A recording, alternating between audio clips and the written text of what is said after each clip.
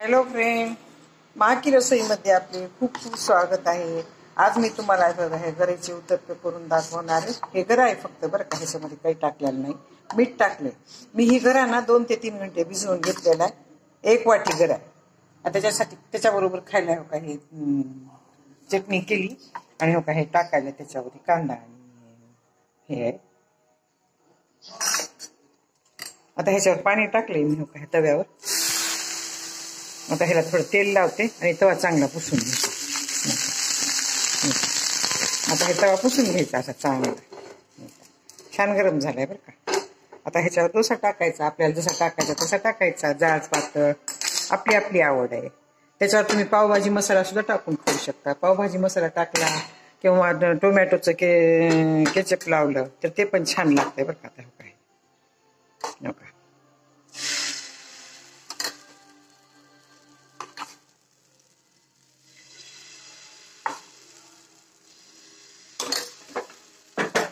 आता ह्याला छान पसरून घ्यायचं एका साईडने हो का असं. थोडा जाडच ठेवायचा, जाड असला की चांगला लागतंय. तुम्ही पातळ पण करू शकता. ह्याचे मखमली डोसे पण चांगले होते बरं का. आता हे काही तयार झालंय. आता हे ओला असे तोपर्यंत ह्याच्यावर थोडं टोमॅटो आणि कांदा टाकायचा. हे टोमॅटो आणि त्याला चांगलं असं हाताने दाबून घ्यायचं. म्हणजे हे आपण दुसरीकडून थोडा डोसा भाजायला गेलो तर ते निघत नाही आणि चांगला टेस्टी होते. आता ह्याच्यावर ना मी पावभाजी मसाला टाकणार आहे. थोडा सांबर मसाला, पावभाजी मसाला, तुम्हाला जे मसाला आवडते ते टाकायचा. दुसरीकडून भाजून घ्यायचा थोडा, एकदम कच्चा खायचा नाही.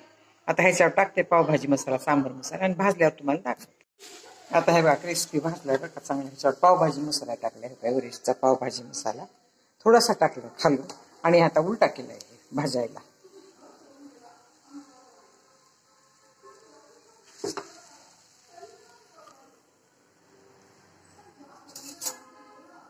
तुम्ही ह्याच्यात मसाला डोसा सुद्धा करू शकता बरं का. ह्याला की टोमॅटो केचप लावायचं आणि शेंगदाण्याची लसणाची चटणी टाकायची. ते पण खूप टेस्टी होते का. आता छान भाजलाय बरं का. आता हे सर्व करायचं असा. हे थोडं पडतच असते निघून का तर माझ्याकडून जास्त भाजला गेल्यानंतर मी टाकला ना ते कच्चं असते तोपर्यंत त्याला टाकायचं. म्हणजे हे कांदा वगैरे बाजूला होत नाही बरं.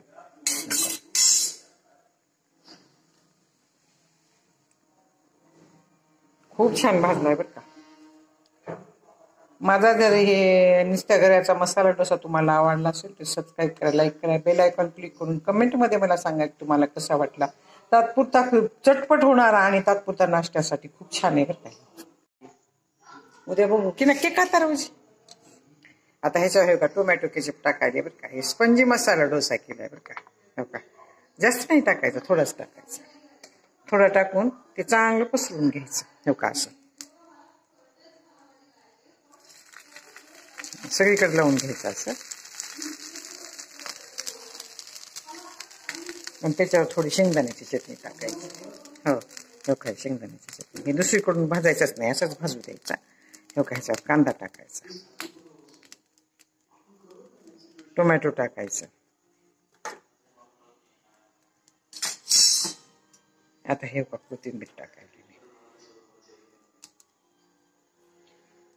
आणि त्याला ना असं बंद करून घ्यायचं. रुमाली रोटीसारखं बंद करून घ्यायचं. आता हो काय इकडून एवढा बंद केला बघितलं. इकडून एवढाच बंद करायचा. हो का चांगला बंद करून घ्यायचा व्यवस्थित पॅक चांगला. हो का आणि आता ह्याच्यावर पण इकडनं दोन्हीकडनं बंद करायचा आणि चांगला भाजून घ्यायचा त्याला तेल लावून. आता हे बंद करून तुम्हाला तेल लावून भाजून दाखवते. एका हाताने व्हिडिओ धरते ना मी. आता हे बघा चांगला बंद करून घेतलाय मी भाजून बरं का. आता ह्याला थोडा तेल लावते आणि क्रिस्पी भाजते चांगली. वरून क्रिस्पी भाजला की मधून थोडा कमी भाजला तरी जमते बरं का. आता ह्याला तेल लावून थोडं भाजून घेते का तर ते थोडा जास्त भाजला म्हणून तुटला. ते गळणार नाहीये त्याच्यात म्हटला मसाला.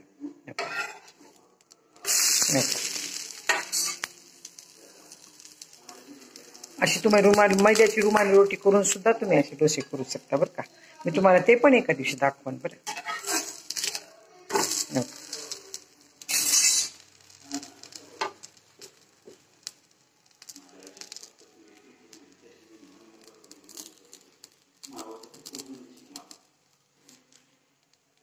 चांगला क्रिस्पी भाजायचा आणि तुकडे करून खायचा. टोमॅटो सॉस बरोबर खायचा, चटणी बरोबर खायचा, तुम्हाला आवडेल त्याच्याबरोबर खायचा. हे क्रिस्पी झालेलं आहे बरं का, ह्याच्यापेक्षा जास्त क्रिस्पी मला आवडत नाही. माझी जर फक्त ह्या गऱ्यापासून बनवलेल्या डोस्याची रेसिपी मसाला डोस्याची रेसिपी तुम्हाला आवडली असेल तर सबस्क्राईब करा, लाईक करा, बेल आयकॉन क्लिक करून कमेंटमध्ये मला सांगा की तुम्हाला माझी ही रेसिपी कशी वाटली. खूप झटपट होणारी रेसिपी. धन्यवाद.